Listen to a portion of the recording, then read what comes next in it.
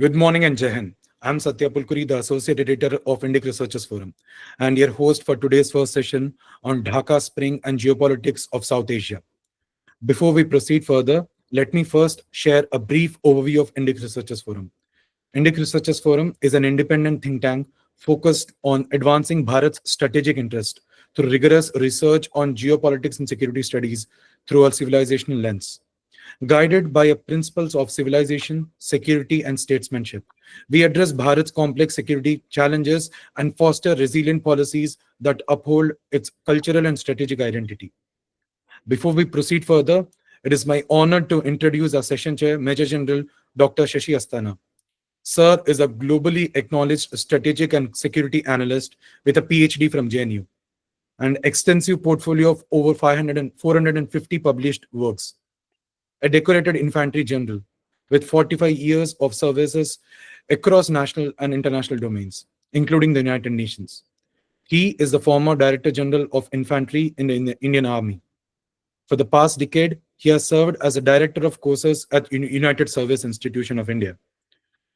Major General Shashi Asthana sir is also a renowned television commentator, having participated in over 3,000 shows globally and is frequently invited to speak at strategic and military forums, UN organizations, think tanks, civil societies, and universities.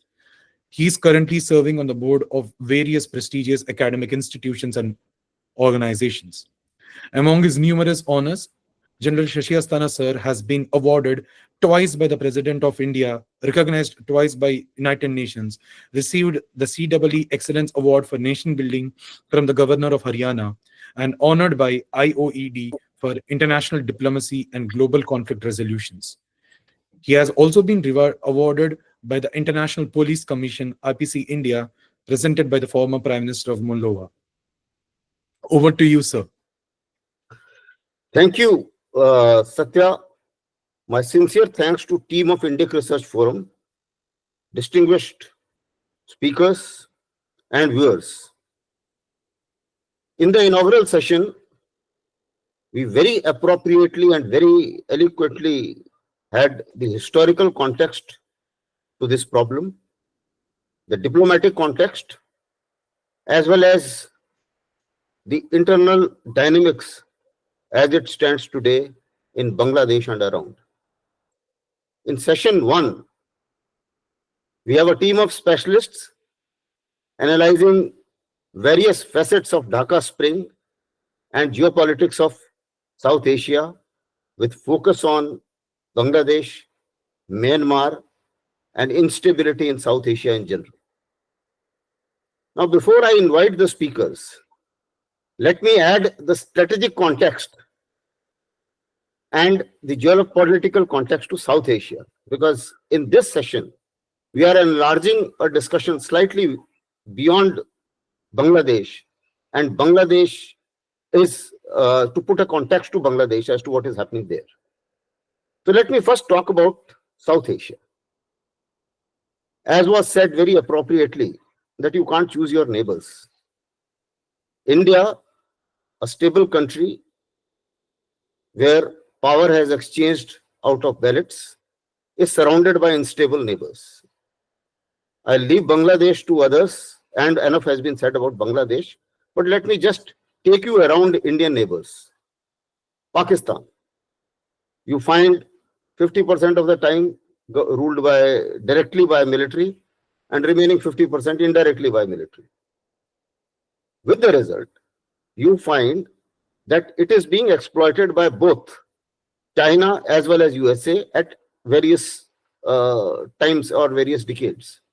Even today, it is a landmass which is strategically extremely important for China because they want an access to Gulf through CPAC or whatever, and also extremely important for USA because if they have to do anything in Iran, or if Al-Qaeda or Taliban or anybody else becomes a strong and anti-West or anti-US, they have no other place as a logistic base other than Pakistan. So therefore, irrespective of the instability there, and irrespective of how much rhetoric the media makes in India or otherwise, the fact is Pakistan will be kept afloat. It will be just above the sinking level, but China and America will ensure that it remains afloat just above the sinking level. It will never prosper. It will never have a stable relationship, or it will never be stable, but it will not sink as well. Similarly, you also find that all these countries around us, you take the case of Maldives, uh, very alternatively, we have pro-India and anti-India governments. The last one started off with India Out campaign, but I think with the strategic patience, with diplomatic patience, I think we endured it. And after the political rhetoric, the reality did bite the leader, and he came to India. And therefore, and he realized that the nearness, the geographical nearness, and the dependency to India cannot be perhaps cannot be violated, and therefore it makes sense to engage with India, and therefore a major turnaround. You also see other countries around. Nepal had, I don't know how many prime ministers within a very span of 4 to 5 years. Similarly, you had the case of Bhutan moving out of monarchy to democracy, and initially it thought that it will not interact with P5 members to remain peaceful. But then of late, I think the new hierarchy did decide that perhaps it's time for us to talk to China as well. So they are doing so, although they also keep us amused to say that, okay, we will ensure that Indian interest is not harmed, etc., etc. We also have a case of Myanmar. Now, again, in Myanmar, I am sure General Shokin Chauhan will be talking about it in much greater detail, but sufficient to say that it is important for China because it has got a whole lot of investment and infrastructure projects there. Earlier, it was backing junta outright, but now when they realize that the ground is shifting, they don't mind engaging with the other side as well. So, therefore, there is a geopolitical situation. Now, the problem with us is that our Act East policy and our all connectivity to the East just doesn't take off if Bangladesh and Myanmar are disturbed. And therefore, it does impact us. So, when we talk of Bangladesh, now coming back to the Bangladesh, enough has been talked of. But then the fact is that we have large stakes as far as Bangladesh is concerned. We have to develop our northeast. We wanted to cut across Bangladesh for better connectivity, but I think that will have to remain on hold for some time. Similarly, there are other implications which I'm sure all the panelists are going to speak on it. So I will, and it also poses a dilemma. All these are sovereign states. If you, when certain things go wrong, public as well as media starts asking question: was India sleeping? Was Indian intelligence sleeping? Has Indian diplomacy failed? But then the converse is also true, that if you interfere more, then you find a Madhesi kind of situation comes up in Nepal, wherein the indigenous people of that country, they say that we are also a sovereign country. And also geopolitically and strategically, all these sovereign countries would like to get the best of India as well as China.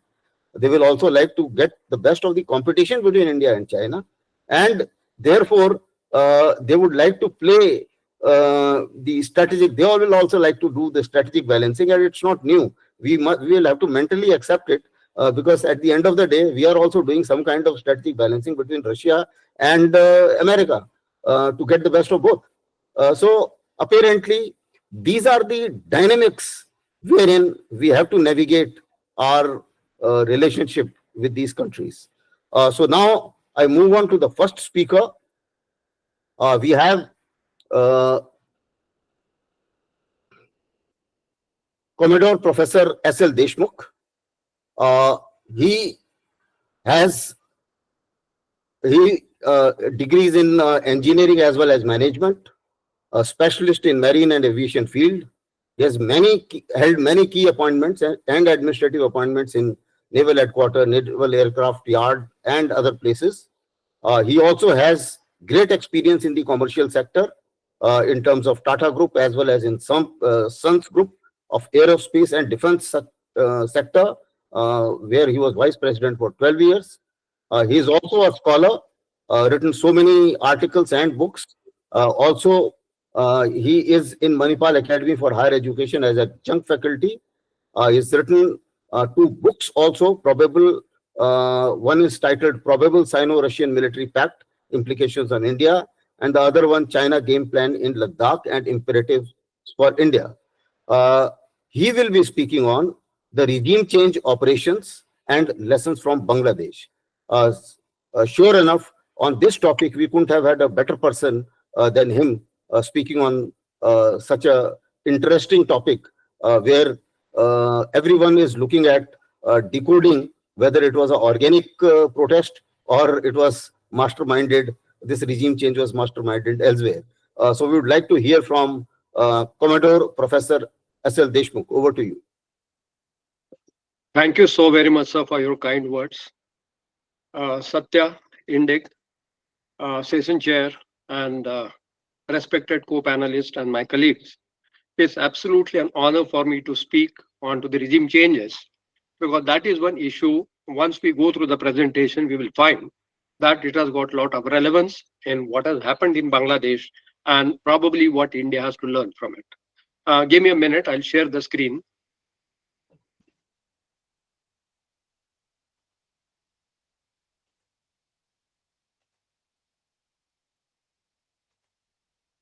Is the presentation visible, please? Yes, sir. The presentation is visible. Okay. Dear colleagues, what we are going to talk about, what is the regime change basically? We have to understand that. And as Asthana sir has said, we would like to know whether it was an organic or it was deliberately triggered like that. And what are the lessons, what you have to learn from it? Just a minute, Professor Deshmukh. Can you enlarge your screen? I mean, can you maximize it? As of now, yeah, now we are okay. We are okay. Thank you. We will be finding a lot of references being made to the countries, caste, creed, religions, etc. They are all contextual. And what we have to understand here is what is regime change toolkits, and then decipher Bangladesh regime change in that particular context. As Sun Tzu had said, the greatest victory is that which requires no battle. I think probably the regime change in Bangladesh has proven that there wasn't a battle, but the regime change was done, and we will see how it was attempted to. This is how we will be dealing with the particular subject, because we need to understand the basic context of the change operation and what are the toolkits which are applied to it, and what is the rule or rather role deep state and the civil society plays into it. The regime change obviously is the forcible change. Either we throw away the government and impose another leader, or there are totally external forces who import a leader and impose on it. I think probably in Bangladesh, we have seen that a gentleman who was exiled, he had been prepared to take over as an interim government, and finally he was brought to Bangladesh. So these kind of the operations are done. But when we do the regime change operations, we really would not like to get involved directly. Always the deniability factor has to be left into it.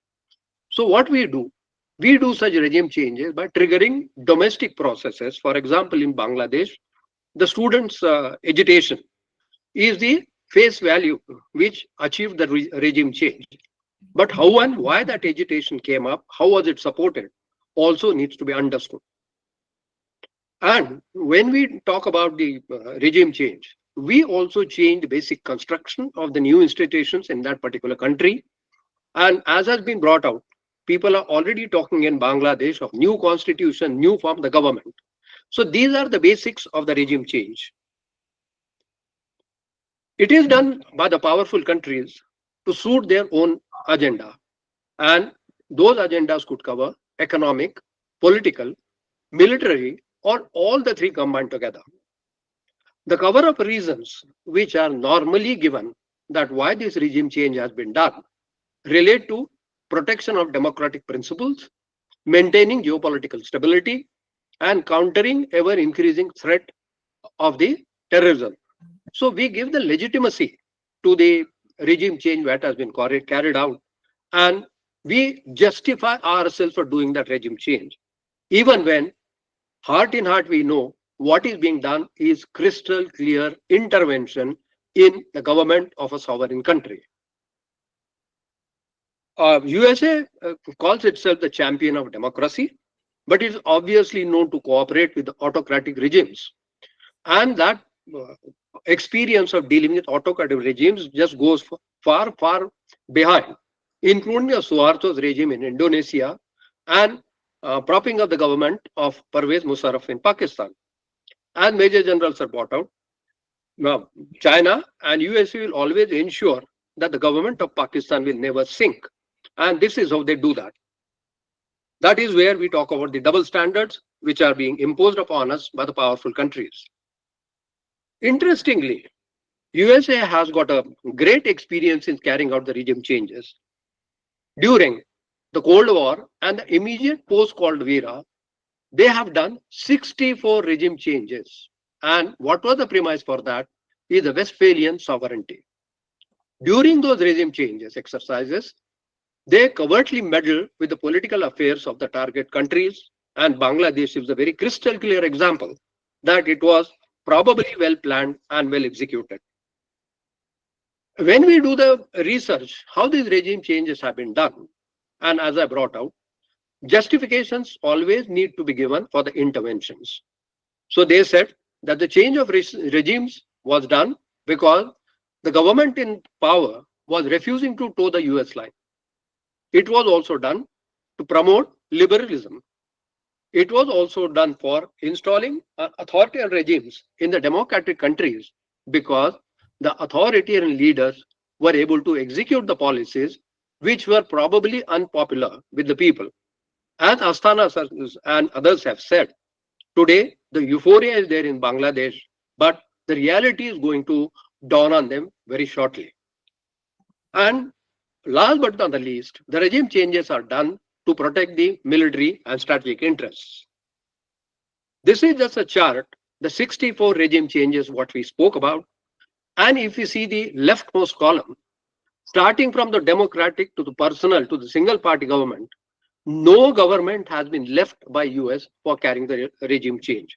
So we cannot just say that they have changed the authoritarian government or they have changed the monarchy government.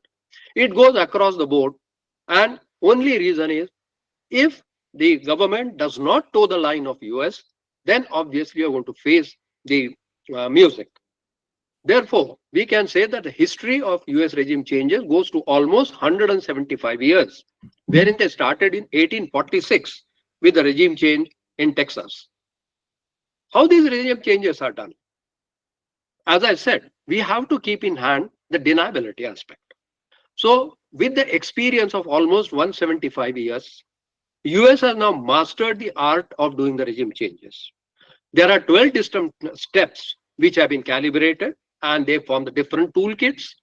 And these 12 different steps also include colonialism and economic strangulations to bring down the countries on the knees to cooperate with USA. These 12 steps could be used individually or they could be used in a combination depending on the situation, what is in the country. Then there are three distinct ways.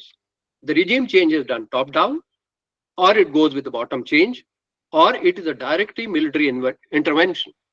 Again, these are also used as a singular standalone factors or in combination depending on the situation. The relatively new toolkit, which gentlemen and ladies, we have to understand is what we call the color revolution. Arab Spring was one. Now there is a pink revolution, there is orange revolution. So decide on a color and you start changing the mindset of the people in the country, wherein this revolution could lead to the regime change. The current victim of this is Georgia. So some of the examples doing all the above toolkits have been done. Belarus, which was attempted but didn't succeed. Bolivia, Cambodia, Georgia, Iran, Iraq. Ukraine and Venezuela. Venezuela context is still continuing.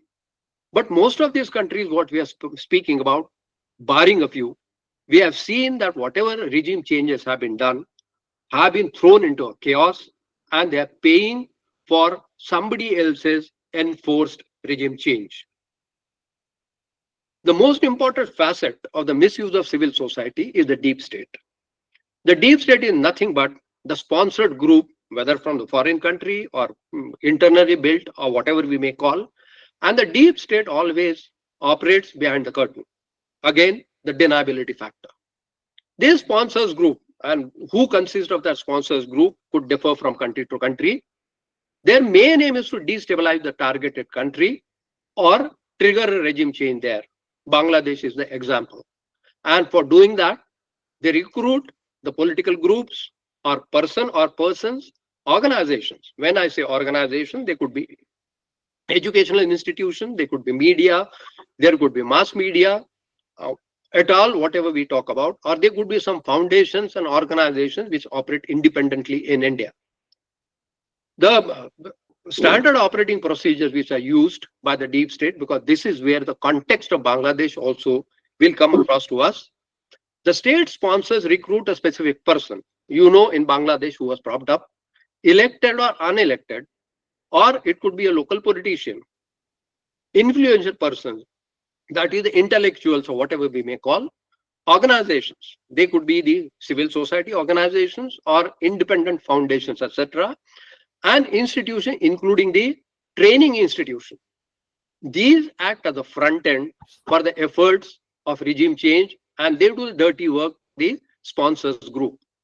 These activities, therefore, any country has to keep a constant watch on what is happening on the civil society front. Just in the context, I would like to quote that there are about 120 civil society organizations which are on the banned list of Government of India, and there are almost 6,800 civil society organizations who are under watch for the violations of the Foreign Exchange Regulation Act. So this is where the menace comes through.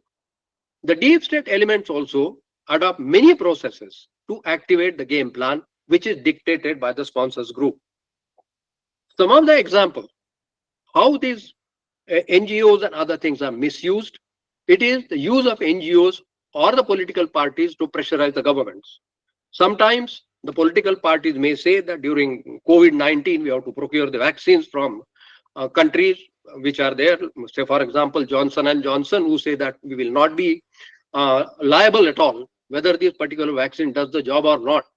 Or we do the propaganda and give the falsifications of the factors as they may be.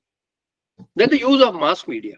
This is the latest tool because of its far reach, and as has been pointed out, the Bangladesh today has got a young population. Those are the impressionable minds who can be influenced by the use of mass media. So we need to be certainly very, very clear about how the mass media can be there. Some of the examples is the twisting of the CAA or the farmers process, again, the farm laws. In reality, probably they were the beneficial for the farmers. But this is not the issue for debate here. Then the information warfare. This is waged through the misuse of civil society organizations, media, entertainment channels, whether they are cultural, educational, religious, everything is roped in to achieve the whatever we want to achieve. Then there was some kind of a independent organization which was working. Then we had an ONI operating from Mumbai. These are the people, if you see, their anti-India agendas were very crystal clear. I'm bringing India here because when we talk about the lessons to be learned, this is how the deep state operate, this is how regime change happen, and what are the consequences which India may probably have with what has happened in Bangladesh. Then the espionage.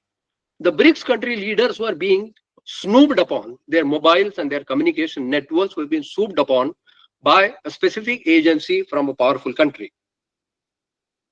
Legal warfare. We always say that our legal system in India is absolutely useless. They cannot get the justice. There have been political leaders who openly proclaimed that they have got just no hope of getting any justice from the Honorable Supreme Court. Now that is denigrating a political legal system in a particular country. And ironically, these are the people who run the Supreme Court with n number of public interest litigations. And that time they do have a complete faith into the Supreme Court. This is where we need to be aware. Trade warfare is organized trade warfare. There are certain governments who issue the letters of marque, which dominates the trade and causes problems for us. It could be dumping of goods, it could be routing of the white goods, etc. Technology warfare relates to denial of the technology. There is absolutely no doubt India has been denied nuclear technology, high-end electronics technologies, high-end missile technologies, and advanced metallurgy. We are still struggling on that. Yes, there are efforts for indigenization. We are reaching there, but there is a long walk for us to do. Then the media warfare. Media, you buy off the TV channels, you buy off the newspapers and whatever et al. In 2021, a news portal in India was investigated for allegedly having ties with the Chinese government. Now, if the media warfare goes down to that particular level, then certainly we are going to have a problem on our hand, because the reach of media to the roots is quite high, and any misinterpretation or misrepresentation can cause problems for our government, and it can destabilize or can cause what we call the differences between the communities, governments or states or whatever it may be. In case of USA, we have lodged very strong protest against the US administration and media, because we have been criticized both by the press in US and India for arrest of some tainted political leaders, or we have been told that democracy in India has absolutely been destabilized and there's nothing called the democracy. These are all pressure tactics utilized by the powerful countries. Now, coming to the Dhaka Spring, how all this relates to the Bangladesh, and let's try and decipher how the regime change has happened in Bangladesh and what is the broader outlook as far as India is concerned.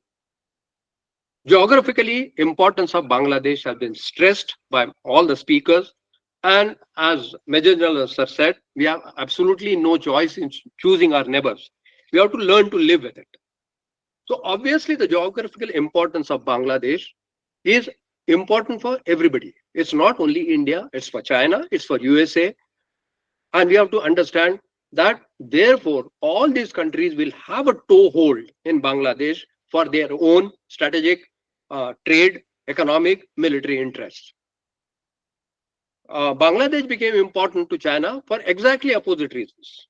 The destabilized Bangladesh will help them. For example, the Hasina regime has criticized the quality of the weapons which have been supplied by China.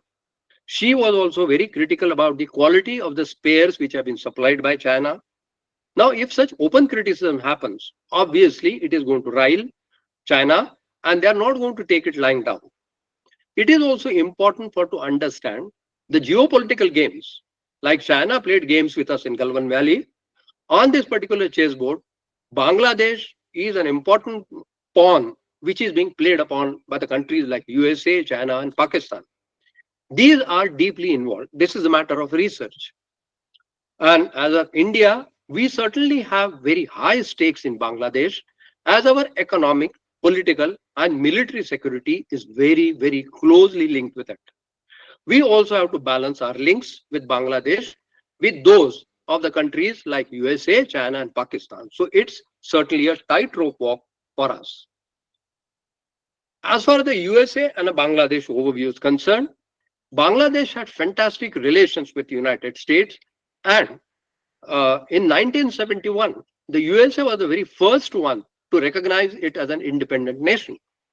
And then on, the bilateral ties have been growing steadily, and there is a lot of investment in Bangladesh in forms of trade, foreign direct investment, and investments in the energy sector from the USA side.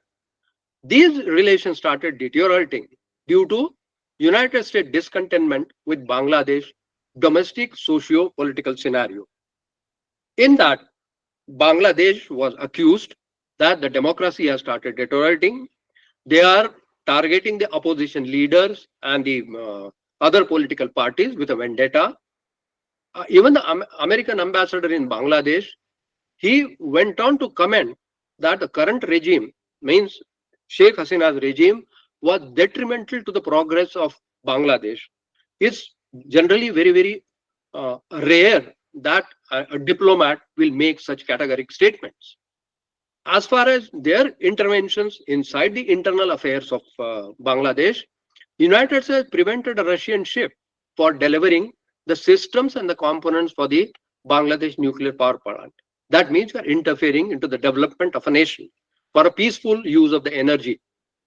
Then there was a continuous criticism by USA, and Sheikh Hasina, obviously a moment comes that you lose your patience, and she retaliated very strongly, and she advised America to look into its own yard and decide what kind of democracy is being played around in USA, what they are trying to do with their own civil society, what is happening with the Black Lives Matter, what is happening into the educational institution protests, how they were being dealt. And this obviously did not like, US did not like. Secondly, Sheikh Hasina had a very strong opposition for building a base in St. Martin's Island. Reasons are very many, and this is not the forum I would like to delve into it.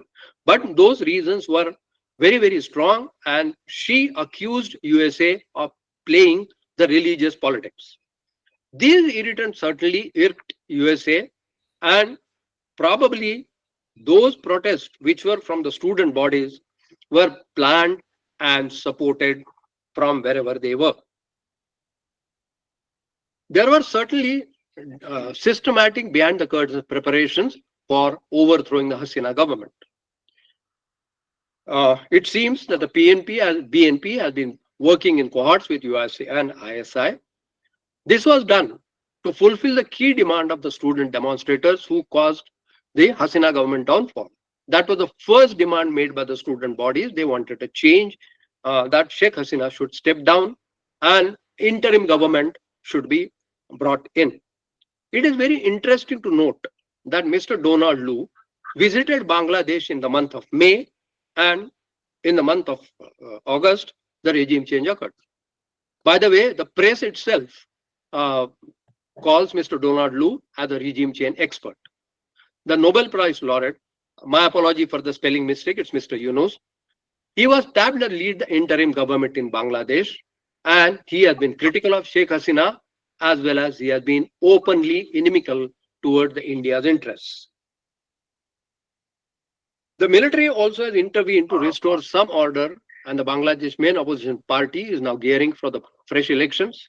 But the problem is currently Khalida Zia is indisposed, and we really do not know whether she will be able to lead the party into the elections or not. It gives a great political vacuum in the Bangladesh, and we really should get worried about what is going to happen in the Bangladesh in the months or years to come. Therefore, this situation will endanger broader regional stability, not only India or Bangladesh. Therefore, we really have to understand that Bangladesh is currently staring at an uncertain future, and as has been advised, we really have to be on a wait and watch policy and calibrate our strategy to deal with Bangladesh as the picture unfolds. As far as the India and US is concerned, yes, sir. May I request you to conclude within 2-3 minutes? Absolutely, sir. We also have to see that our relations with USA are not very strong. They have been prima facie very strong, but the vulnerability of those relations has to be there. We have seen that when Prime Minister Modi was in USA, there were some meetings with the separatists which were happening in the White House. So we have to see those motives also. Then whatever has been told to us in inflow of refugees has already been spoken about. Therefore, I will not dwell onto that. But we have to understand, though there is some kind of a thaw between the relations between India and China, we have to ensure that those relations remain stable. There is obviously the games which were played in Bangladesh. Same games are being played by CSOs, that is civil society organization in India. Therefore, we have to understand that whatever happened, students' hesitations or this hesitation, whatever hesitation, we have to understand that. So understanding that there are big players into play to disturb the internal stability, whether it is military, economic, or whatever it may be, we as a citizens have to be very careful about it and fight all these media wars, etc., etc. So with these records, we know what USA has been doing for the regime change, what they have done in Bangladesh, what is the deep state payment, how the CSOs work along with that.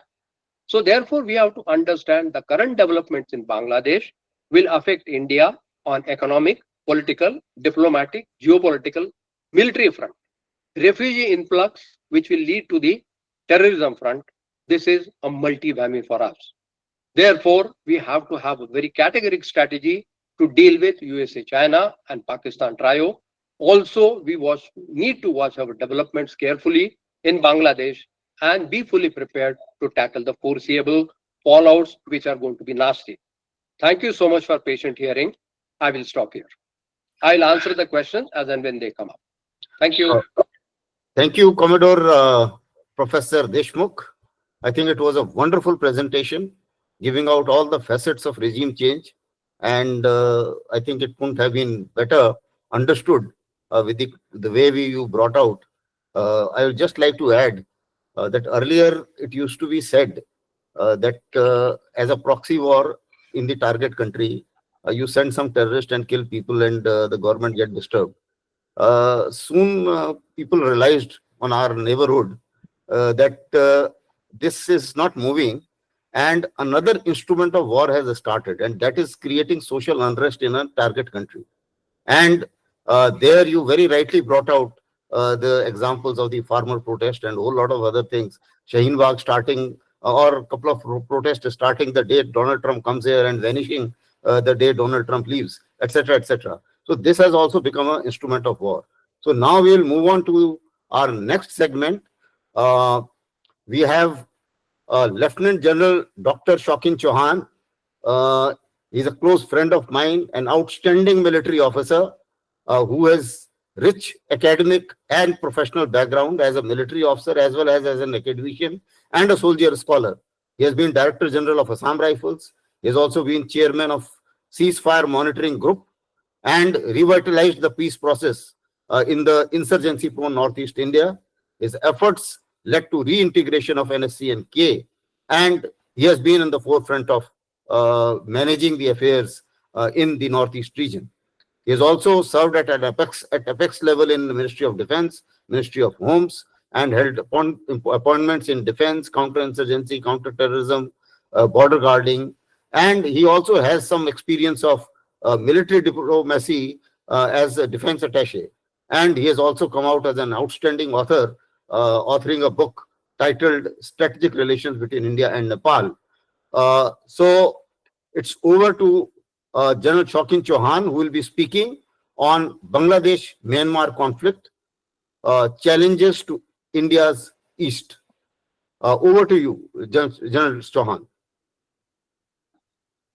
Thank you very much, sir. Great to be. Firstly, thank you for calling me to this talk.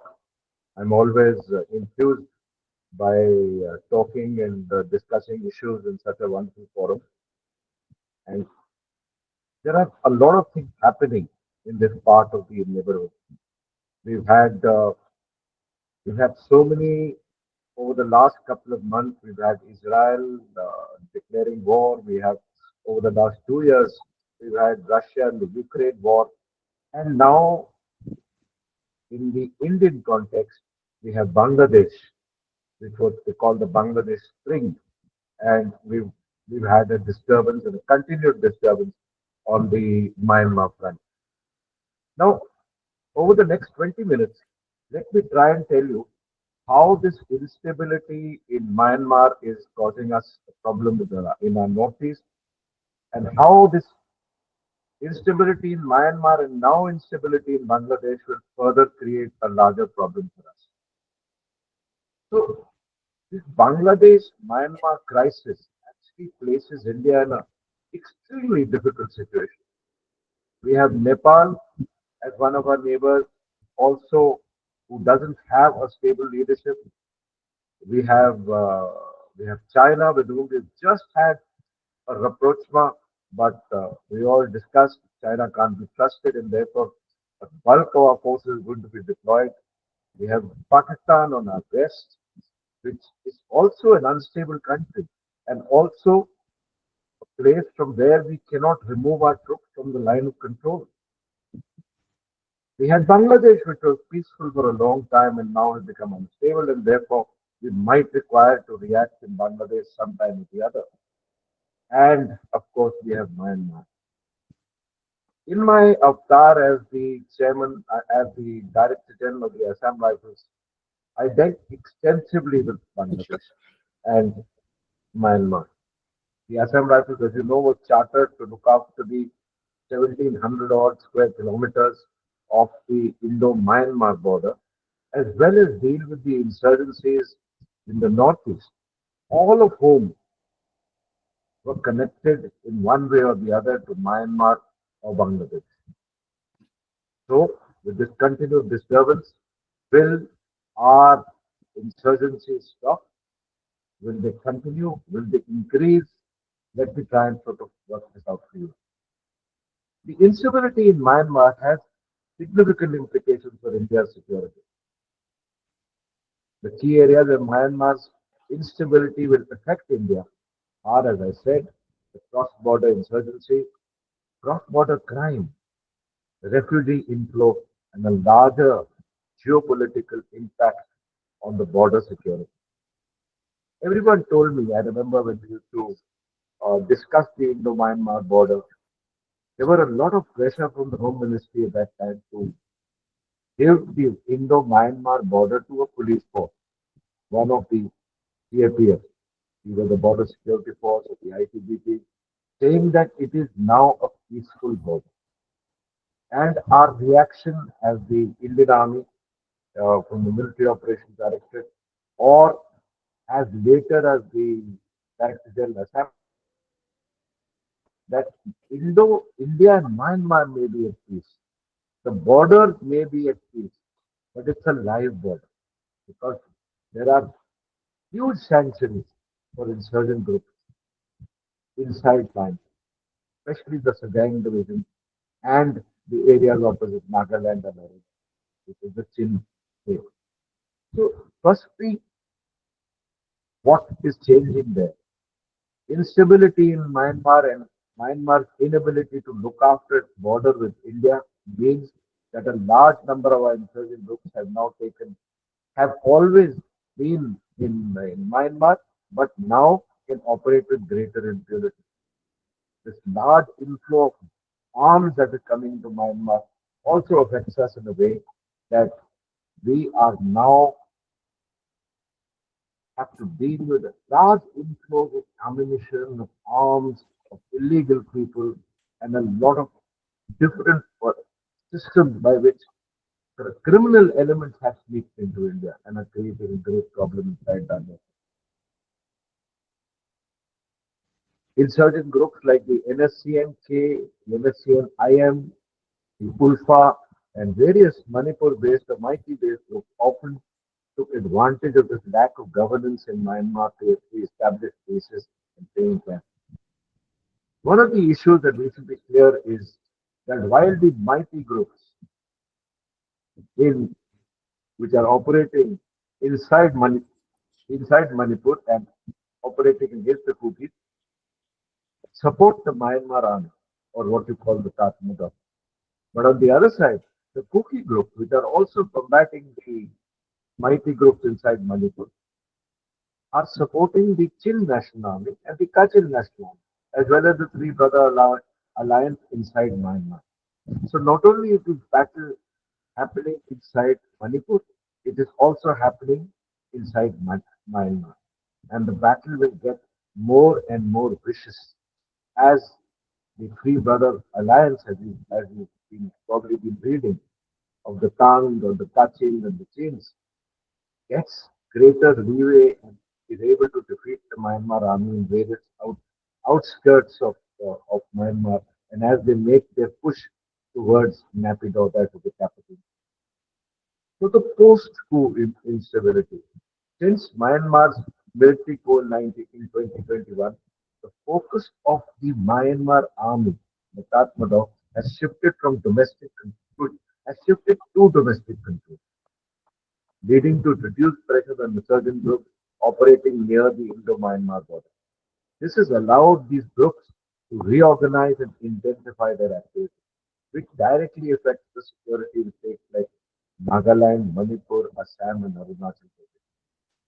This cross-border insurgency and militancy means frequent crossing into India, carrying out attacks and retreating back to Myanmar, complicating the counterinsurgency operation. In 2015 and 19, India conducted cross-border states strikes across the insurgent camps in Myanmar. But when I went there as a part of the Indian delegation in Myanmar in 2017, one of the main issues of the Myanmar army or the Myanmar national government was that how did you come in without our permission? Our constitution does not allow us to support you coming in inside. So this is a major issue. If we do it without the support of the Myanmar army, we will lose the trust of Myanmar. And keeping the current situation in mind, the Myanmar army or the Tatmadaw or the Myanmar government is never going to give us permission to operate inside Myanmar. And that is a major problem for us. What about the crime, the cross-border crime and smugglage, arms trafficking? The first issue is the arms trafficking. Myanmar, as you know, is also the center of the illicit networks linked to the Golden Triangle, Myanmar, Thailand, Laos border region. Notorious for its criminal activity. These weapons fuel violence, criminal activity in India's northeast. The next issue is increased narcotics smuggling. Increased because we are catching much more narcotics now. Assam Rifles is catching has caught almost 30 tons of narcotics over the last 3 years. Myanmar is a significant part of the global narcotics trade, particularly in the production of heroin and methamphetamines. The porous Indo-Myanmar border is used to traffic these drugs into India's northeast state. This creates a major law and order problem as well as feeds in drug addiction and local social issues. The third issue is human trafficking, especially women and children who are trafficked into India or taken out of India for forced labor in all sectors. The weakening of the Myanmar border control forces who has created a larger problem for us and a lot of pressure on the Indian border security. There is literally, being the director general of Assam Rifles, I can tell you that there's literally no army on the other side, no supervision on the other side. So people can, the insurgent groups themselves have divided the areas opposite us along the Myanmar border into areas of control for them. And they control those areas and allow these criminal activities to happen through those areas, which again, as you can see, is a major problem. Then, of course, we come to the next issue which we've been grappling with over the last couple of years, almost 6 to 7 years. This refugee influx, the Rohingya refugee crisis. Though most of these Rohingyas crossed and fled into Bangladesh, some crossed into India from various open borders. Some crossed from Bangladesh, went to Bangladesh, and then used the Bangladesh border to cross into India. This created a complex ethnic and social tension. There are concerns about also the radicalization of these Rohingya refugee camps, which would further destabilize the region. These post-coup refugees, which have created a problem, have triggered refugee inflows into Mizoram and Manipur. Who are the main refugees that are coming in? These are the Chins, because of the crackdown of the Myanmar army into the Chin state. And the Chins are actually the Chinzo people. That means they're cousins and relatives of the same tribe of the Mizos in Mizoram and the Kukis who are also Chins. So when I went, as I was Director General of Assam Rifles in 2018, and when I went and met the Chief Minister of Mizoram, he told me that there is no way, General, that I can stop my brothers from crossing across Myanmar to me because they are our people. created a major problem in Mizoram. So there are almost 45 to 50,000 refugees that have taken a Yes, refuge in yes, India, and we have to. Major General Shokin, sir. Sir, can you bring your mouthpiece little closer to you? It is, you can't hear me? Yes, yes, but sometime it is fibbling, sir. That's why I'm saying. Okay. Can you hear me now? Yes, Okay. So who are these people? They're, like I said, the Chins. The Chins are related to both the Mizos and the Kukis. And as a result, there have been refugees both into uh, Mizoram as well as Manipur. And because of this problem, there is this mighty Mizo issue, mighty Kuki issue that is going on. Then we talked about the social tension. Sorry, these refugees have created a major social problem for us. The border security issue I have talked about. Assam Rifles has just 26, 46 units totally, out of which 26 of them are on the Myanmar border and 20 are dealing with the insurgencies inside the northeast state.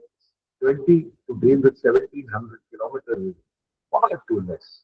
And they are stretched increasingly very, very thin. Another problem have created great humanitarian issues for the crisis in Manipur, their inability to stop these people because they're stressed so thin has also created a problem in the northeast. We've had to increase our surveillance, we need to ramp up our military presence. At the same time, as I said in the beginning, that we are already deployed against Pakistan and China. And we need more troops now to deal with this problem in the northeast. Our Act East policy is absolutely now almost finished because our last point at the Act East policy was Bangladesh. Burma has always been Burma or Myanmar has always been the problem. But Bangladesh was a part and a linchpin of our Act East policy. With the destabilization of Bangladesh now, our Act East policy is in absolute shambles. During our discussion in Myanmar, I remember we discussing joint border operations. The Myanmar army was not willing to carry out any joint border operations, but we accepted coordinated operations together.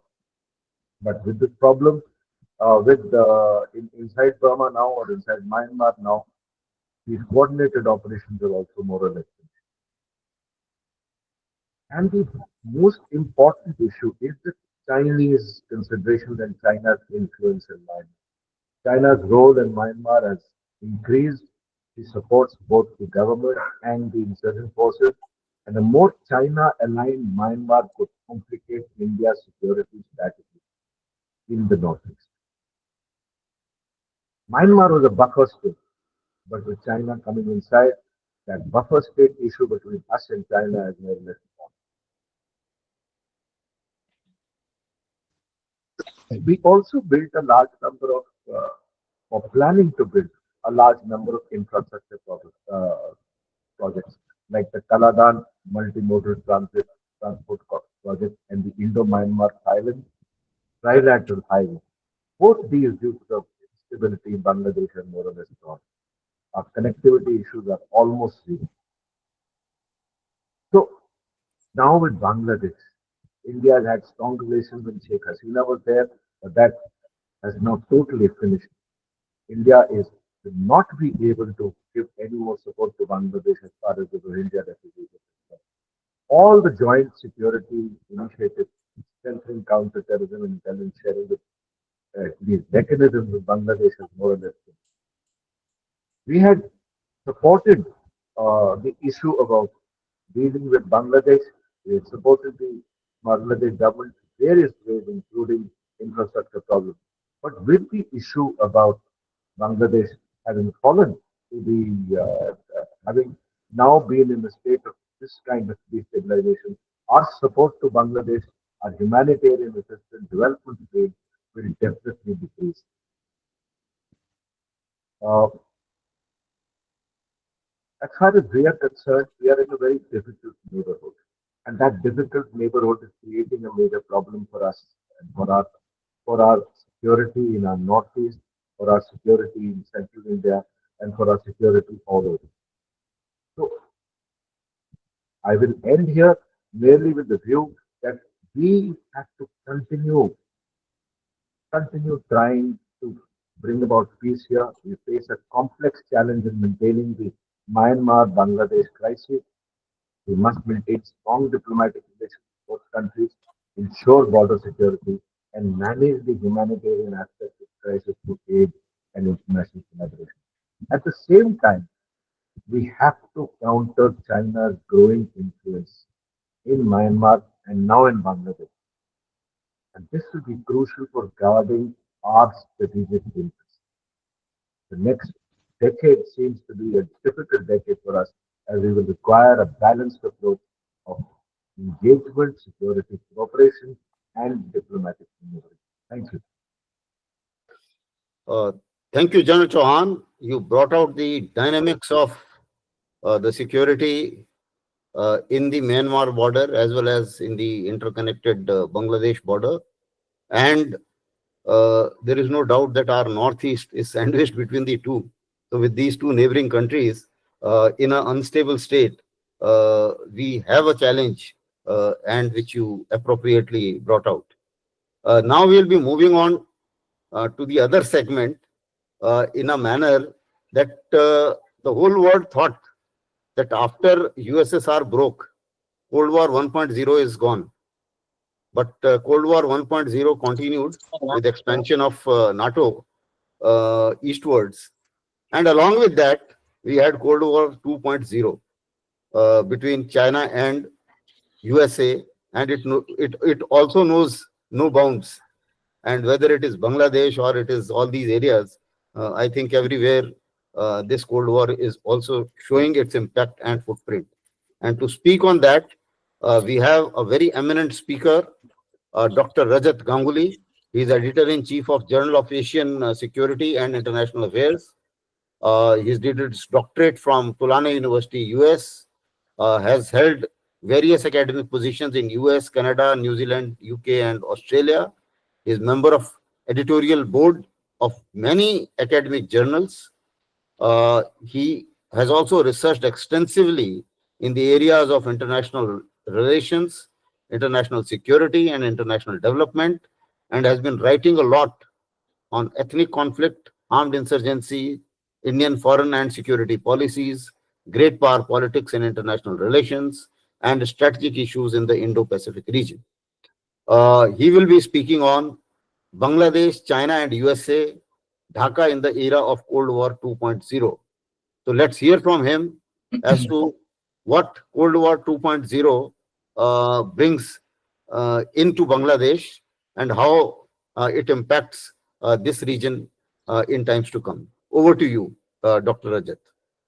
Thank you very much, Mr. Chair, Major General Asthana, and thanks for inviting me, the Indic Research Forum.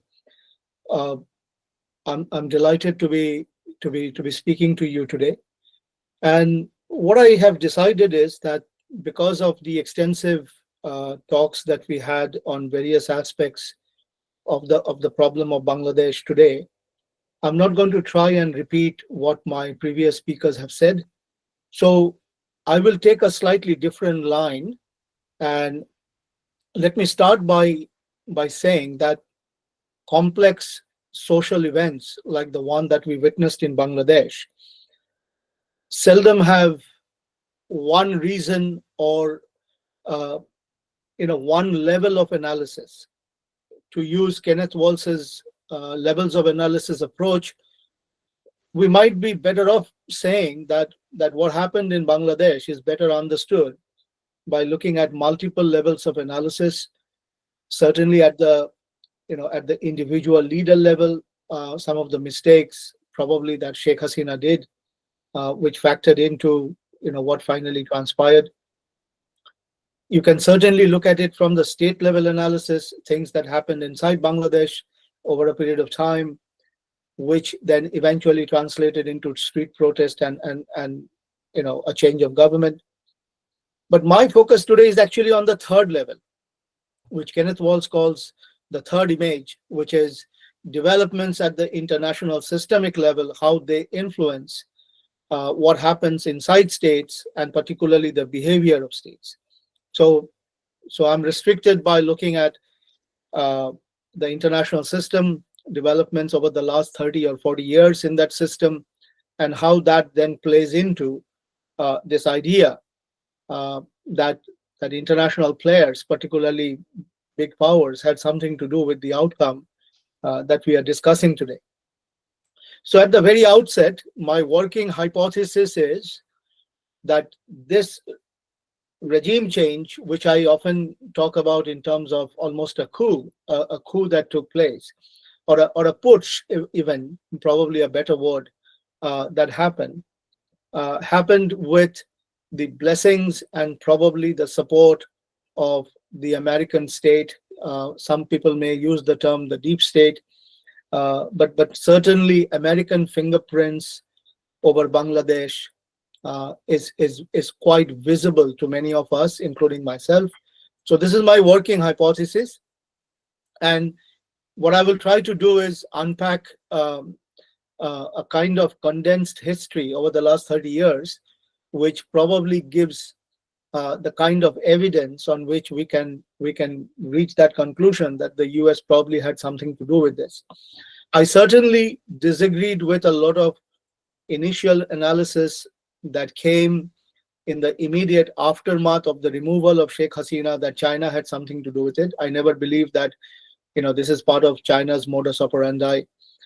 This actually fits more the kind of things that the US has done over the last 30-35 years, certainly since the end of Cold War 1.0.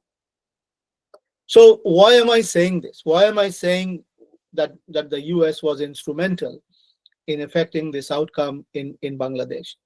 Now, to understand that, we need to go back a little bit in history, and my starting point here is the collapse of the Soviet Union at the end of 1991 and the ending of Cold War 1.0, which certainly did happen.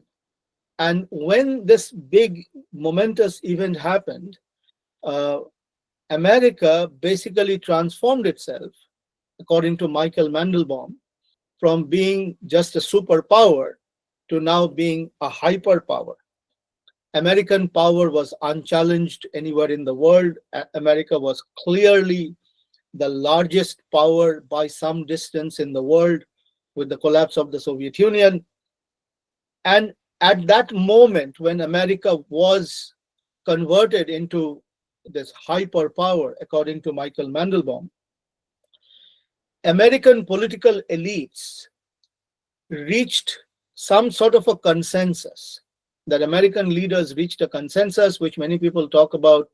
The term they use is a Washington consensus. This was a bipartisan consensus. So this was not a Democratic or a Republican Party consensus. This was, across the board. It was bi-party or bipartisan rather. It had the support, or at least the intellectual input, of many American scholars and academics. And this consensus, in a very, very nutshell kind of analytical way, basically was about three things, three fundamental objectives behind the consensus. Number one, that US hyper hegemony, that US is now a hyperpower, not just a superpower, but a hyperpower. This is a hegemonic position of the United States in the international system. This hegemony must be maintained at any cost. So that's number one. Number two, any would-be challenger to America's hegemony. So challengers would emerge presumably from time to time. Any would-be challenger would be ruthlessly neutralized. So absolutely ruthless towards potential challengers. Do not allow challengers to grow big.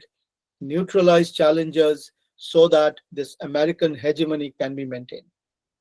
And finally, the third thing about this consensus was that when it comes to predominantly the global South, many other states in the system, they must all toe the American line. And if you don't toe the American line, then the consequences would be really, really severe. And it is this aspect of this consensus which then created this idea that we have many smaller countries which are inimical to America's interest. They are not listening to us. So we have a license to go and change the government into a government that would be more pro-America. So this regime change type of foreign policy emerged out of this consensus. But the consensus was very clear. We must maintain hegemony, we must neutralize challengers, and we must have compliant regimes that will toe the American line, that will listen to the American government's position, that will not do anything that would undermine American interest broadly in the global South. Now, you may ask the question, why did this consensus develop and where did it come from? What were the drivers of this consensus? And in my understanding, there were essentially four groups of arguments, four groups of scholars, practitioners, who all agreed on the consensus, but for very different reasons. And I think we need to understand that. The first group talked about America's exceptionalism. So this is America's exceptional moment. America is an exceptional country. Charles Krauthammer, Robert Kagan, some of their writings talked about this, that this has never happened in American foreign policy history. America has never been a hyperpower. This is America's exceptional position in the world, exceptional moment. And this must be preserved. This must be protected. This must be nurtured. Secondly, there were a group of scholars who talked about the end of the Cold War with the Soviet Union as the triumph of liberalism and the inevitable spread of liberalism all over the world, and who would lead this revolution across the world. Who else but the United States? So these were like almost democracy crusaders in a sense, liberals in the US establishment, who were talking about the triumph of liberalism and America's destiny in promoting democracy and liberalism all over the world. The classic idea came from Francis Fukuyama when he wrote his book, The End of History and the Last Man, in which he made a case that it is America's obligation, America's mission in a way, almost like a crusading mission, to promote and spread democracy and liberalism all over the world. And for that, America needs to be a hegemonic power. America needs to neutralize illiberal challengers, and so on and so forth.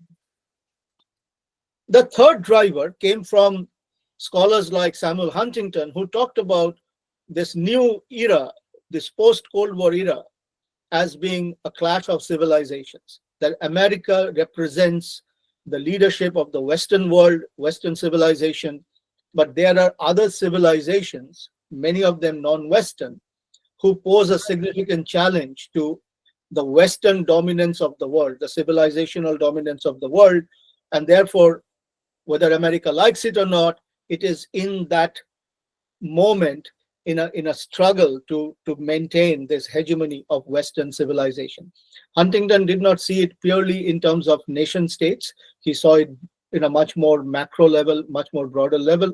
But the point is still the same, that America as the leader of the Western world must ensure this Western dominance over other non-Western civilizations, which are probably not as good as Western civilization. And finally, a group of scholars, group of practitioners who are fundamentally realists, their argument was that this kind of this kind of exceptional hegemony, this hyperpower that America finds itself, is actually good for America's long-term security, provided America can actually maintain it. And their argument has always been that the best guarantor of security is to occupy the preeminent powerful position in the world, so that you can neutralize any threat to the security that may come from challengers who do not like your overwhelming dominance. So theorists like John Mearsheimer, Graham Allison at Harvard, these people talked about America's fundamental need to maintain this global hegemony. And they saw that the challenge to that global hegemony would come from two fundamental challenges, one Russia and one China. The other countries are, much lower capacity in terms of challenging America's global hegemony. Russia, obviously, still a very, very big country, tremendous potential in terms of resources, etc.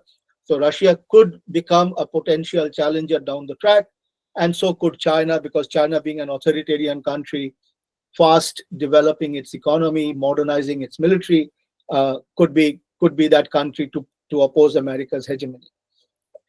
Now, if you bring the story forward a little bit, that to the main game that the United States has played is basically a game. So many of the previous commentators talked about the expansion of NATO, America's interference in domestic politics, etc., etc. All of that has come from these three fundamental things: that we must maintain our hegemony, we must neutralize our challengers, and for the rest of the world, you cannot be impartial, you cannot be neutral. This is basically, as the chair said, Cold War 2.0. You must be either with us or you are against us. And George W. Bush actually framed it brilliantly during the so-called war on terror, when he said, there is no fence sitting in this. You are either with us or you are against us. So we will either treat you as a friend, you toe our line, or you are an enemy who's not listening to us, we are coming after you. And some of that mentality you can actually even see today. For example, as recently as a few weeks ago, America's ambassador to India, Eric Garcetti, made the comment, I think very foolishly, that during times of war, there is no strategic autonomy. So in other words, he was saying, on the Ukraine war, we absolutely do not like India not siding with the United States and with the West and with NATO against Russia. And if the Indians come back and say, well, but we have always practiced strategic autonomy, we judge everything on its merit, we go by our national interest, etc., etc., the American interpretation is, no, you cannot do that. You are either with us or against us. So it's a very binary vision of the world. And it is this that then makes America particularly upset with a whole bunch of countries, particularly in the global south, and many of them also democratic countries, where regimes which are in power do not necessarily toe the American line. So it comes down to that third point I made, that you must toe the American line. And if you don't toe the American line, then we don't like it, we are coming after you, we will either invade your country, we will occupy it, or we will do something to throw you out of power. We will have a new regime take over, which will be more compliant with America's interest and America's intentions. And it is this game, this threefold game, that maintain hegemony, neutralize challengers, and everybody else must toe the line. It is this template that you can actually use to understand what America is doing vis-a-vis Ukraine and Russia. So neutralization of the Russian challenge, and now increasingly the Chinese challenge in Asia, because America sees China as a long-term threat to America's hegemony in the world.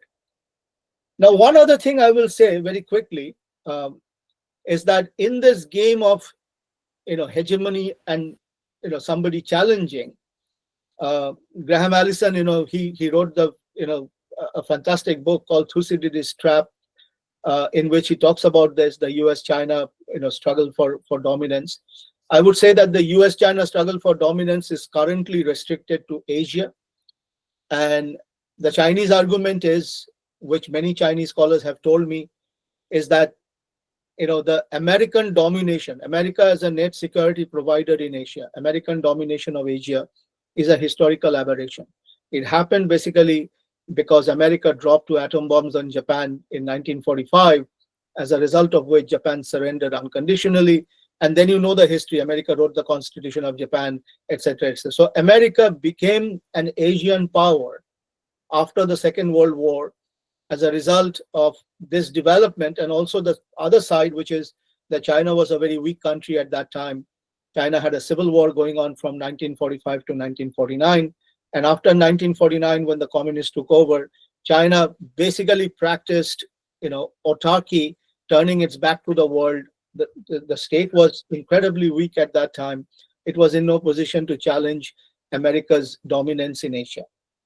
But now that China has become powerful, the Chinese basically want to push America out of Asia, at least, not globally, but at least out of Asia. And it is for this reason why we are facing these problems in Asia. And America's counter to this Chinese effort to push America out of Asia, has been to ring fence China. What my argument is that they are trying to ring fence China, sit on China's border, and it is this ring fencing of China where Bangladesh comes in. So how does this ring fencing work? If you look at the map of China, on the northeastern side of China, America is very, very dominant, present in 5 countries: South Korea, Japan, Taiwan, Philippines, and a little down south in Australia. So Australia has become America's military dump yard. So Australia is basically becoming an American military base, with the entire purpose being that we would have forward presence in case of a war with China, particularly over Taiwan. But America recently signed, several new base agreements with the Philippines. America obviously is in Japan. There's a huge military presence in South Korea, and also, the question of, American military support to Taiwan. So on the eastern seaboard, you could argue that America has ring-fenced China very, very well, and this ring-fencing of China is becoming much more robust.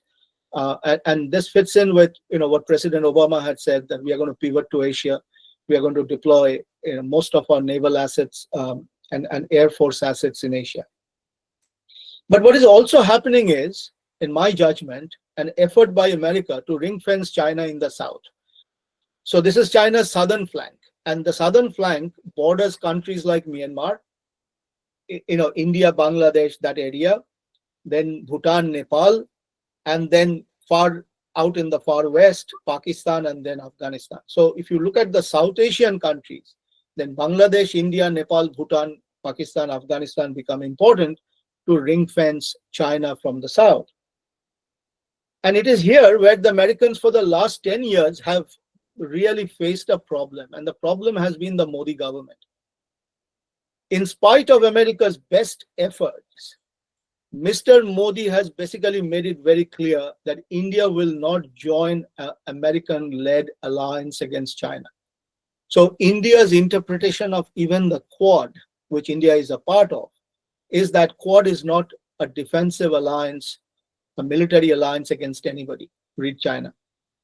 And it is the frustration of this that they have not been able to convince Modi to blanketly join this American effort against China that has frustrated the US administration. And this frustration goes back almost 10 years. This was towards the last few days of the Obama administration, then into the Trump administration, and now Biden administration. And this frustration will continue if Trump comes back to power next year, again, in his second term. And many of you who follow Indian foreign policy would know that America also tried to convince India to become one of NATO's partners from Asia. So NATO has 4 Asian countries as partners of NATO: South Korea, Japan, Australia, and New Zealand. And they tried very much to convince Modi and Jaishankar that India should become a NATO partner. And India has said flatly no. India has said that the Quad is not a defensive alliance. India carries out bilateral, multilateral military exercises, but says that this is not directed at any particular country. So failing to bring India into the camp in a tighter way against China, America's attention is very much directed towards Myanmar. I think the game plan is very clear. America's appointed leader, Aung San Suu Kyi, was deposed by the military junta. Aung San Suu Kyi was basically, America's person in Myanmar, in the guise of democracy and all of that, human rights. But that plan didn't work because she was upset. She was removed in a coup. And now the game plan is that let's try and create disturbances in Myanmar, maybe even break up Myanmar, or at least, American covert operations inside Myanmar with all these ethnic militias and insurgents in that country.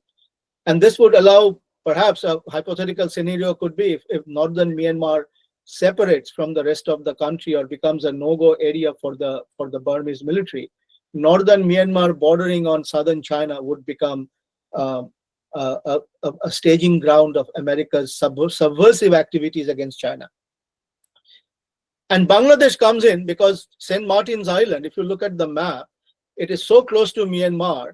My sense is that St. Martin's Island, basically America wants in order to build a ISR capability in St. Martin's Island, and perhaps also the staging ground of covert operations into Myanmar. So this is clearly Operation Myanmar. And Sheikh Hasina's problem was that, maybe influenced by Modi, maybe guided by India, Sheikh Hasina was not giving in to this American pressure that you must toe the American line. We are in this big fight with China, you must toe the line. She didn't toe the line. And when you don't toe the line, this is what happens to you. So this is a clear signal. And this kind of a model we have seen in many other cases. I mean, Imran Khan in Pakistan, if you read Jeffrey Sachs argued that he was removed under American pressure because he was simply not toeing the line. So America used Asim Munir, the military, the ISI, to get him out. And they have now got Shahbaz Sharif, who will do whatever the Americans will tell him to do.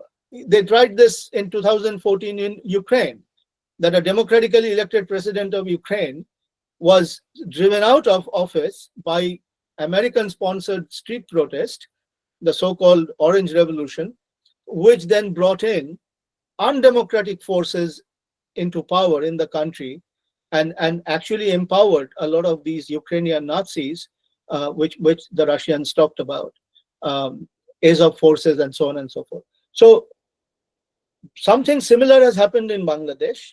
Yunus is America's person. He's very close to the Clinton Foundation, to Bill and Hillary Clinton. He was decorated by President Obama.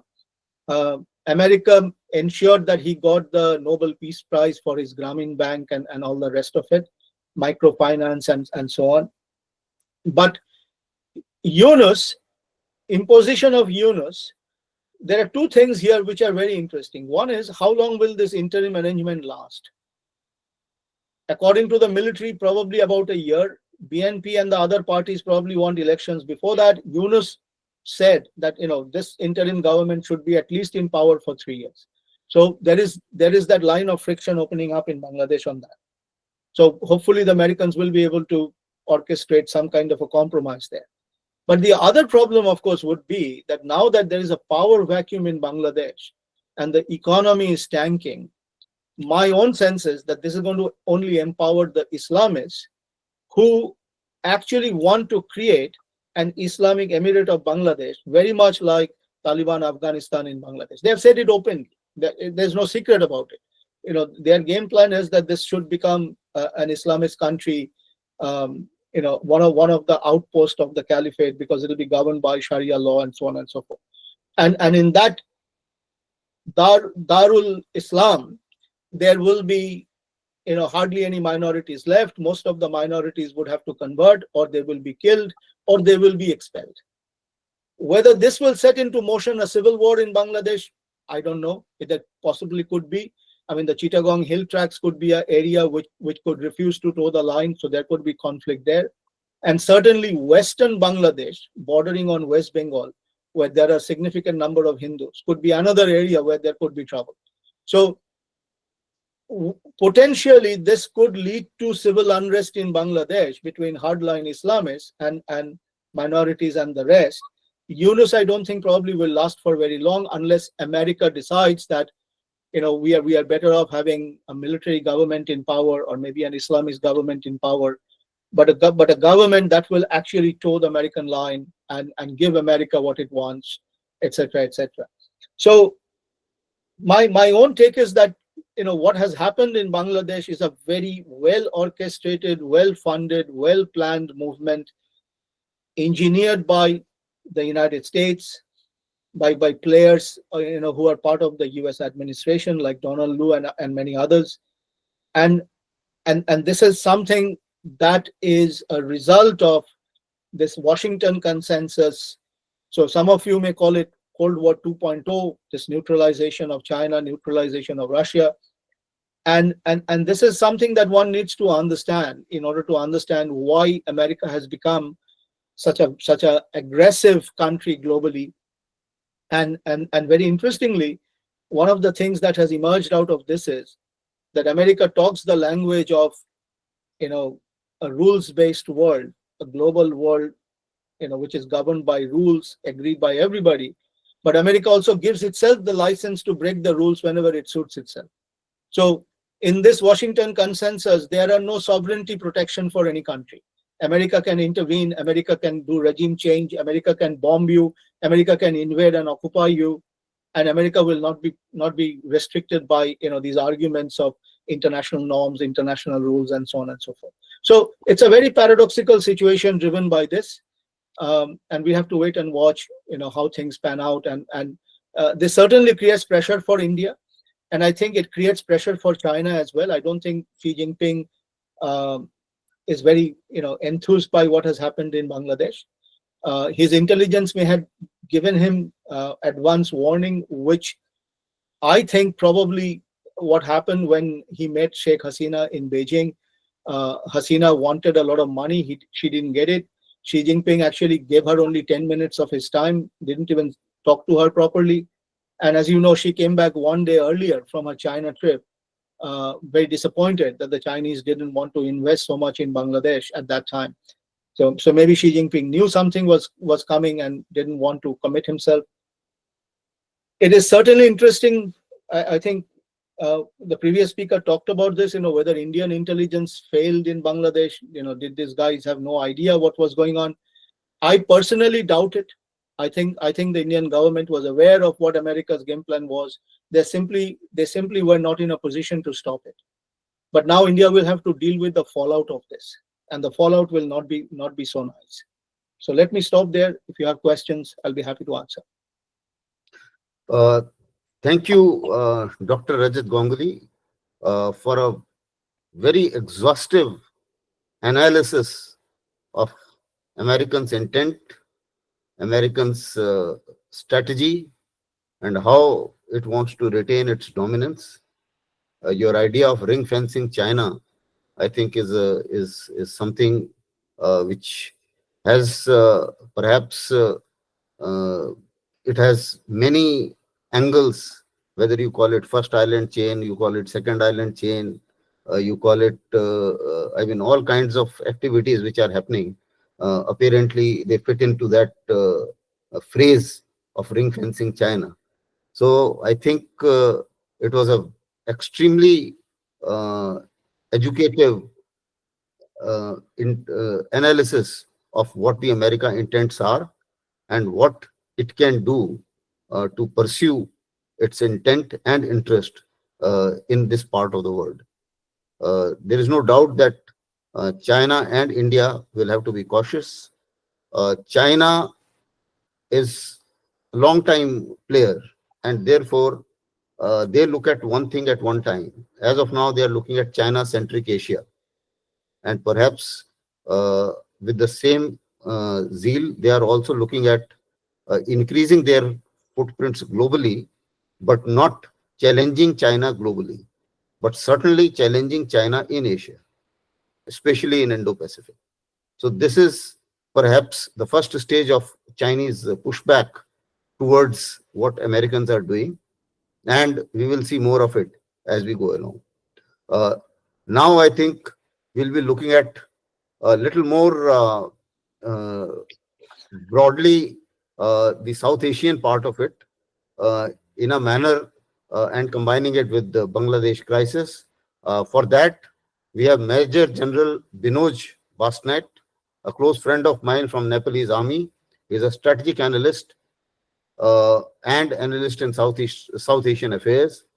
He is a highly decorated soldier with awards like Order of Suprabal Jan Seva Shri in Nepal, Order of Lion of Finland, and Order of Cross of Germany. He has the MPhil degrees from the University of Madras, also done a US Command and General Staff College, and also another security course in Hawaii, USA. He has represented his army and the country in various forums in China and elsewhere. And he has handled prestigious military training institutes in Nepalese army, like the Nepalese Army Military Academy, Nepalese Army Command and Staff College, and he has been the chief instructor of higher command and management courses in Nepalese Army War College. He has also had some stint in United Nations in a manner that he represented the UN Department of Political Affairs in Sri Lanka's transformational and rehabilitation program. He researches on geopolitical national security issues, and he will be speaking to us on Bangladesh crisis as it stands in the context of the political instability of South Asia. Over to General Binoj. Thank you, General Asthana. It's good to see you, and also good to see General Shokin, Chauhan, my Dai. So, and thank you for inviting me, the Indic Research Forum. As General Asthana just told about the topics, let me just start with the one question.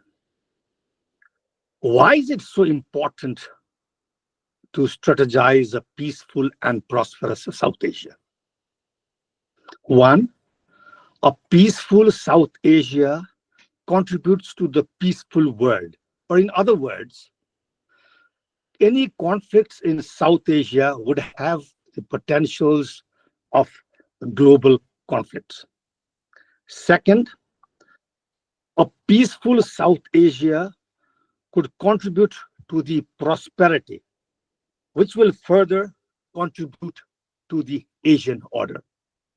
So with this, let me go to my topic, Bangladesh crisis and the political instability in South Asia. But to acknowledge this, I have to put 2 points across. One, invariably, almost all the regions in the world is in a search for new regional order. And so is South Asia. And the second is the events or the crisis in Bangladesh cannot be taken in isolation. So my presentation today is going to be on 3 parts. I will do the synopsis on global geopolitics, then a summary of South Asia, then the crisis in Bangladesh. Now, talking about the summary of geopolitics, geopolitics has been affecting the regional geostrategic environment. So the United States in November 2001 came with the policy pivot to the Asia Pacific during the Obama administration. This has enhanced US engagement and renamed the Asia Pacific to the Indo-Pacific region in 2013. So this reflects changes in economics, strategic behavior, and diplomatic institutions, which is prominently expressed in the 2022 National Security Strategy. And the other point is China coined its access to a new era in the international diplomacy as of March 2017. With her inception of Belt and Road Initiative in 2013, Asia International Investment Bank in 2016, and the appeal to the global south as the base.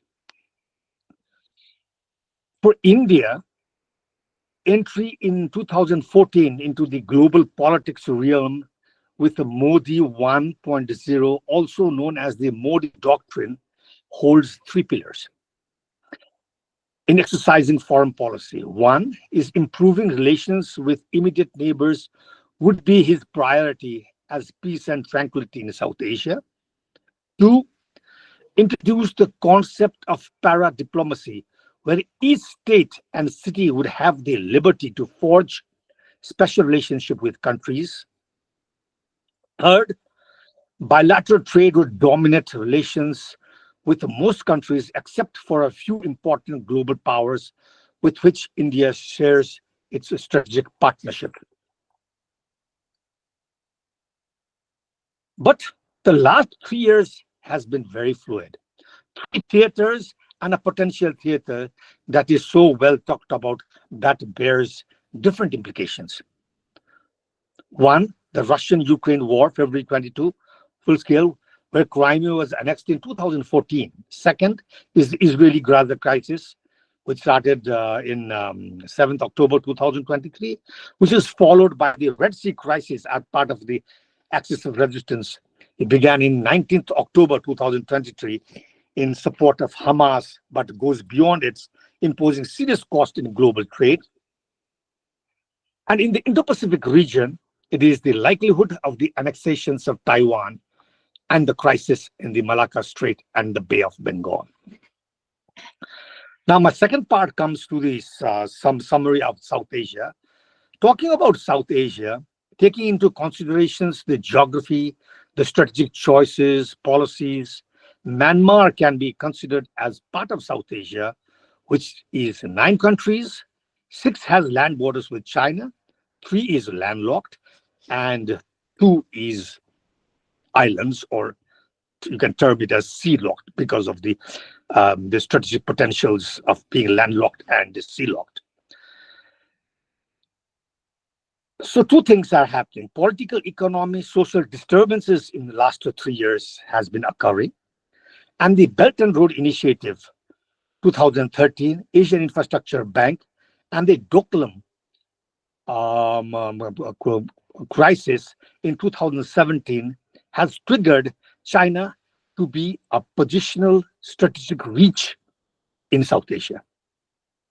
So 9 countries have experienced 6 major strategic occurrences. The United States and allies completed their withdrawal from Afghanistan in 2021. In 2021 again, Myanmar military overthrew the democratic elected government. Sri Lanka in May 2022 started with an economic crisis followed by political and social instability. Pakistan's political unrest leading to economic crisis in March 2022. Maldives in April 2023, the electoral process leading to India out, and Bangladesh political upheavals, which can also be considered as the challenge to the electoral government system. So 4 geostrategic environments and 5 political systems in South Asia. The electoral system as a peaceful measures for flanking with powers like Maldives, political crisis like in Pakistan and Bangladesh, economic crisis like in Sri Lanka, and military rules like in Afghanistan and Myanmar. On the 5 political systems, constitutional monarchy and democracy in Bhutan, military rule in Afghanistan and Myanmar, presidential system in Maldives, parliamentary democratic in the rest 5, and Bangladesh, again, a new example of how elections may not work, and the challenges to the electoral system with agitations and people on the streets. So 3 consequential happenings. 1, for South Asia, the global competition is on progress. 2, great power influence in national politics, and so are the political parties picking up flanks. Three, the change in warfare. Warfare is taking different forms. So there are altogether 4 geostrategic surroundings. Europe is in the post-Cold War era. The Indo-Pacific region is entering the new Cold War era. The Middle East is in the midst of global power game. And the sea lanes is the active of proxy war in the sea lanes. So 7 messages. 1 is the use of technology in conventional warfare is also a deciding factor for favorable circumstances. 2, the role of non-state actors has long reach of military operations, so it can also be taken as an extension of military capabilities. So war essential supports from powerful nations and weak nations, and military hardware and human resources. It is resource from troubled countries as well, and polarization, whether it is faith or taking in sides like China, Iran, North Korea, and Russia, and the Europeans and the Americans. And so the fifth is the risks of compelling countries to take sides. 6th is the global vision irritants, is also the handling of mindsets, whether democratic capitalists or communist capitalists, and the engagement of intergovernmental organizations like NATO, BRICS, SCO, etc. So with this, I will come to my third part on Bangladesh crisis. So with the global competition on the way, Bangladesh is falling into a geopolitical long game and is being strategically trapped. So Bangladesh's economy was growing, incomes were on a rise with various social indicators moving in positive directions, but out of sight, enduring backdraws, including high inflation rates, widening economic disparities, 1/3 unemployment youths, 2 decades in power of the 3 decades. In addition, the Awami League, the AL, political favoritism, and suppressing the democratic demonstrations are major considerations of the political upheaval. National politics is being influenced by other powers. So are the political parties picking up flanks, which, a lot of speakers have been really, telling it very openly and frankly. The Maldives, and the example can be the Maldives political discourse that I explained earlier. But the differences between the Maldives electoral system taking sides of different countries and Sheikh Hasina's ousted is, it can be like it's a void in the political system, and the extra regional powers influence that is taking place here. So the July, as they term it, the long march to Dhaka, echoed the merging of 2 constituents of discontentment. But the government of the United Kingdom and the United States termed Bangladesh's election not fair and free, and remained concerned by the arrests of thousands of political opposition members, not all parties' participation, and irregularities on the elections day, but said they would continue cooperation. First was the foreboding amongst the students about reservations of quota system. 56% of civil service jobs for particular groups of people, including 30% of all civil jobs for descendants of veterans of the 1971 War of Independence against Pakistan. So the system which Hasina had scrapped in 2018, but was reinstated by the High Court in June. So 15% of the youths are unemployed compared to 6% in 2010. More than 40% of Bangladeshis between the age of 15 to 24 are not studying, employed, or training for jobs. These realities drove hundreds, thousands to join the movement. So all changed beginnings in 15th July when unawed students, which is also termed in Bangladesh as the vanguards of national politics, took to the street. So South Asia is going through anxious straits in an underdetermined in respects to the traditional power India. Sri Lanka went through problems. Pakistan is going through problems. Maldives is going through economic problems now. Bangladesh is coming, it is in a crisis, and we cannot really undermine or determine or really analyze how it will take its strides to political stability. Nepal's political changes has driven Nepal into its instability.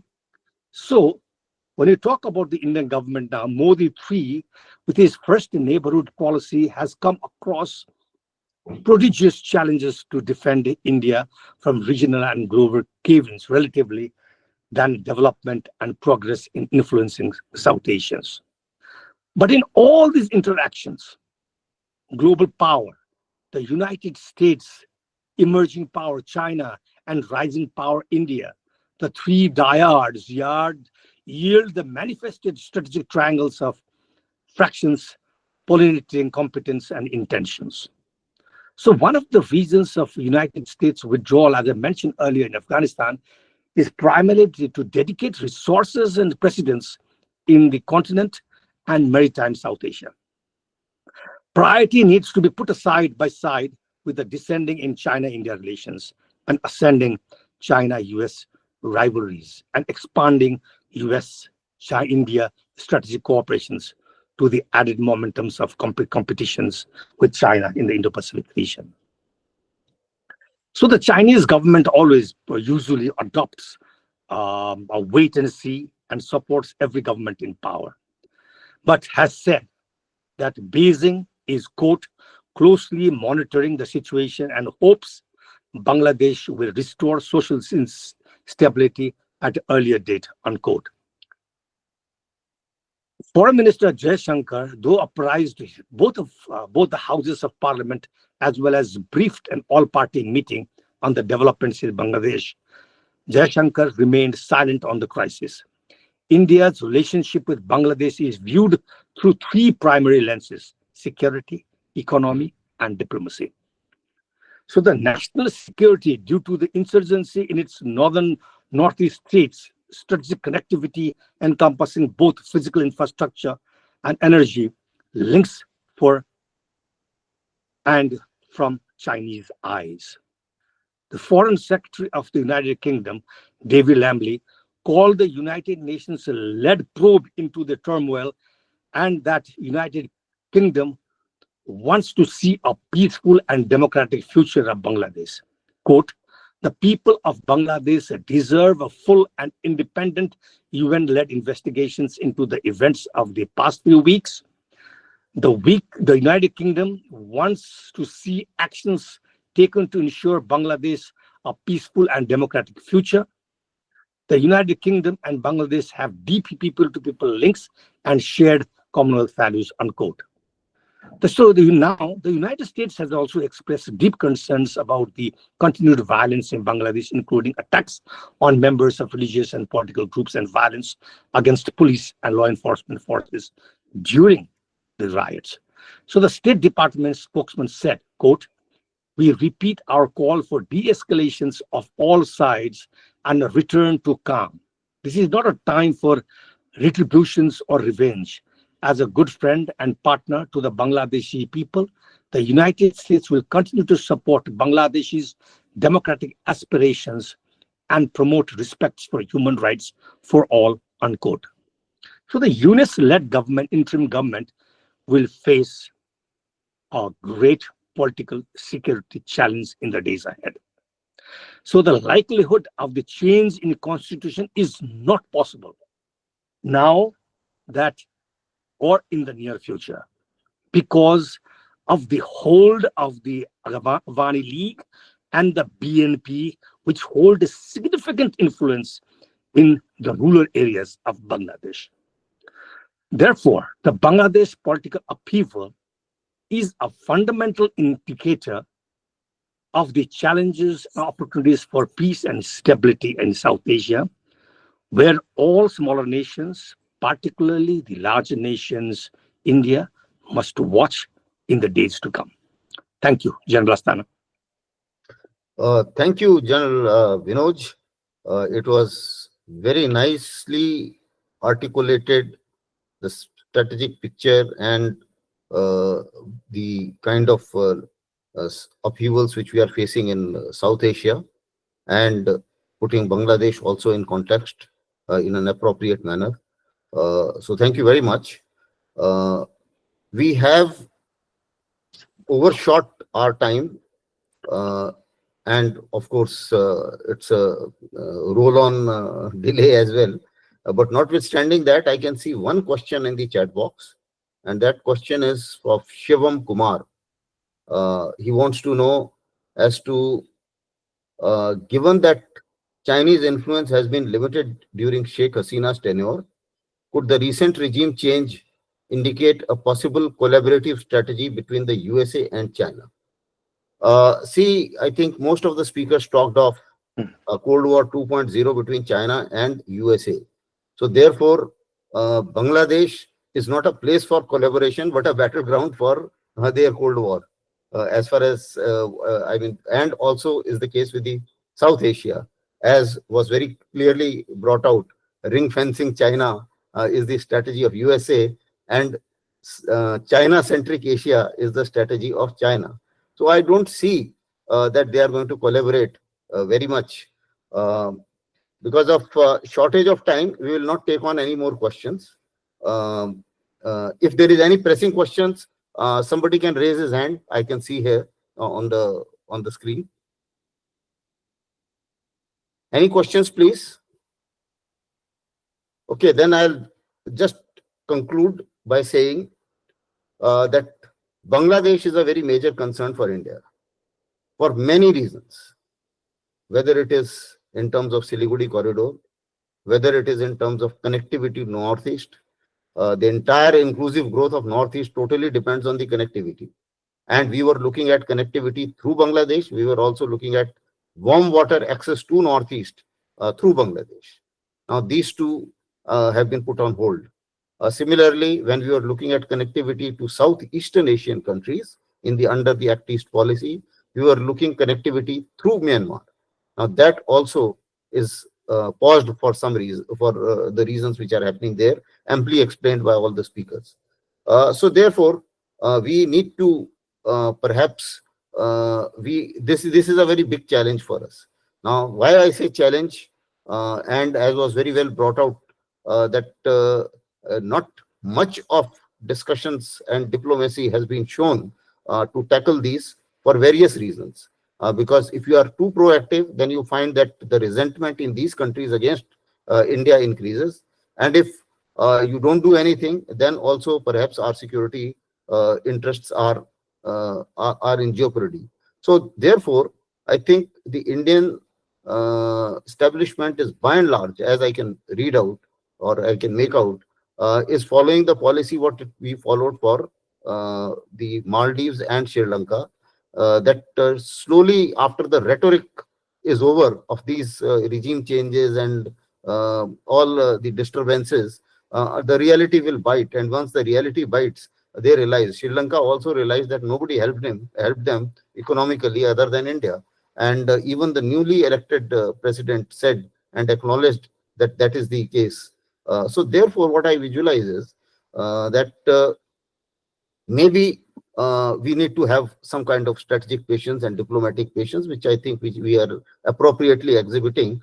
And apparently, once this honeymooning of the new government is over, they will find that they have to govern as well. And governance is not all that easy.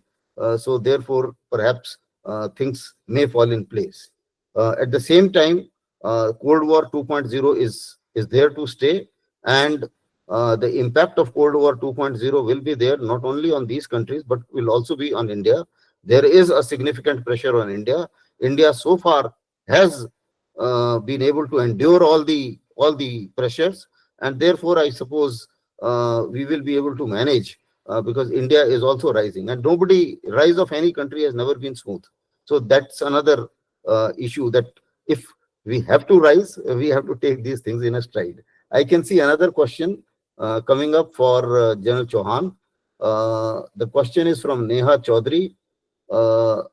If we notice closely, India's neighborhood first policy has failed in many aspects. What reforms can be brought to correct the same? General Chauhan, I think the question is for you. Yeah. Can you hear me?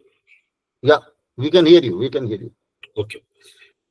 So has been the bane of India's strategic thought process, that the management of India's neighborhood is probably the most critical part for India. And over the years, over the last 20, 25 years, this management of our neighborhood has been creating a large number of problems, both strategic and domestic for India. Why do I say that? Domestic because India's populations also flow into, the similarity of India's populations flow into Myanmar or Burma, flow into Bangladesh, flow into Nepal, flow into Sri Lanka, and all the other neighborhood countries, as a result of which we have domestic politics and international relations to deal with both these countries, and either one of them can create a problem for the other. I have been a defense attaché in Nepal, and I know that there was a great deal of problems when Prachanda was trying to take over the areas of Nepal, but wanted some issues on the Madhesis.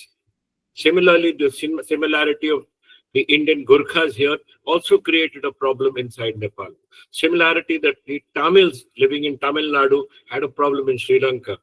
The Naga tribe, the Meitei tribe, the Mizo tribes have relations in Myanmar, as I brought out earlier. So in every issue, wherever you try and bring about a domestic policy change, it will affect your relationship with your neighborhood. And that is the problem that we are having with our neighborhood, that India's domestic politics is flowing into our relationship with the neighborhood. Can we rectify that? It seems very difficult. We will have to deal with it. We will have to deal with the fact that we will have to tell our neighborhood countries, look, for example, let me take the example of Nepal. Nepal is India open. You talked about Maldives, you talked about Sri Lanka. They're India open. They can actually go to no other country. The options are extremely limited for all these countries. And because these options are limited for these countries, they feel that India has inordinate power over them. And therefore, their domestic politics talks about anti-India, because anti-India seems to be a larger and more popular theme than any other theme in any of our neighborhood countries. So these are the issues that are always going to affect us. It's always going to affect our relationship. And it's always going to be an issue about, look, accept us the way we are here for your help. The only thing that India has to continuously do is keep reassuring these countries, because there are all smaller countries on our periphery, that, look, we don't mean harm. We don't mean to create problems for you. We are only trying to safeguard our own national security and our own domestic populations. Thank you, General Chauhan. And I think all it remains for me is to thank all the speakers for a wonderful exposition. I can see some more questions trickling, but then I think we will be able to take on subsequently. As far as Evan is concerned, Sir, can we take up the questions? Yeah, that doesn't matter. Just one line. I mean, I'll just end the question in 1 minute. 1 second. See, as far as the agitations, as far as the exodus into India is concerned, I think we have controlled it. As far as instability of the rebel groups is concerned, time will tell. I think we are still in control. So I don't think is a major concern as of now, but yes, it's a big challenge. So with that, we come to the end of this session, and it's over to the organizers now. Thank you very much. Thank you so much, Major General Shashi Asthana, sir, and all the speakers for their thought-provoking discussion on the geopolitics. And I think we have started a lot of intricate research on this, and maybe we suggest all the participants to please further continue the research on all the topics which our speakers have rightly touched upon. And thank you so much for joining, and stay tuned for the next session. Thank you so much. Thank you.